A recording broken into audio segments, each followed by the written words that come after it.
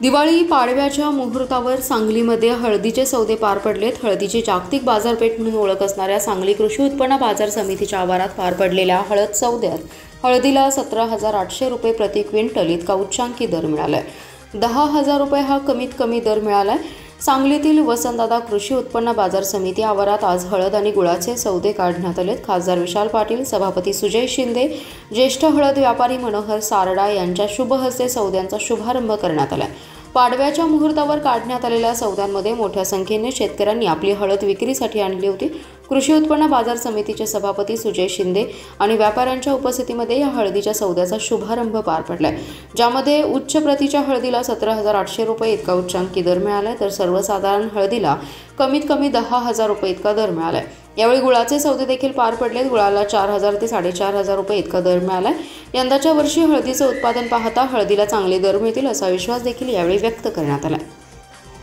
पाडव्याच्या शुभमुहूर्तावर मार्केट कमिटीचे चेअरमन सुजय शिंदे यांच्या हस्ते आज गुळाच्या सौद्याचा आणि हळदीच्या सौद्याचा प्रारंभ झाला। हळदीला आज अत्यंत उत्साहामध्ये सौदा पार पडला। खाली 10,000 आणि वरती 17,800 असा दर आज शेतकऱ्यांना मिळाला।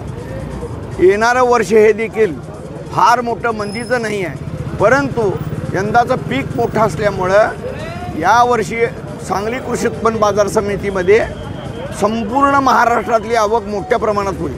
परपेठेतली देखील होईल, आपल्या सांगली जिल्ह्याची देखील होईल। एकंदरीत यंदा अत्यंत मोठा व्यापार सांगलीमध्ये पूर्ण महाराष्ट्रातला मोठा व्यापार होण्याची शक्यता आहे। या कार्यक्रमाच्या दृष्टीने तुम्हाला इतकं सांगतो की हळद ही वस्तू अशी झालेली आहे की त्याची निर्यात फार वाढली आहे। दरवर्षी निर्यातीमध्ये 3%, 5%, 7% निर्यात वाढल्यामुळं आता हळदीला येणाऱ्या दिवसामध्ये बरंच मोठं काम सांगलीतून नक्की होईल। आणि इथं काय आहे की इथं सगळ्या शेतकऱ्यांना आणि असलेल्या बाहेर परपेठेतल्या व्यापाऱ्यांना देखील प्रचंड विश्वास आहे, कारण का इथं सचोटी पार आहे। गेल्या 100 वर्षाच्या इतिहासामध्ये आम्ही बघतोय की हळदीवाल्यांच्या बाबतीत आणि गुळवाल्यांच्या बाबतीत इथं कुणाला कुठलीही शंका नसते, त्यामुळे व्यापार फार येतो इथे। आणि त्या व्यापाराची नक्कीच आम्ही सगळ्या शेतकऱ्यांना, व्यापाऱ्यांना, आडत्यांना, मार्केट कमिटीच्या असलेल्या सर्व लोकांना अत्यंत शुभेच्छा प्रदान करतो की जेणेकरून येणारं वर्ष आपल्या हातून, सगळ्यांच्या हातून व्यवस्थित पार पडावं। कृषी उत्पन्न बाजार समितीच्या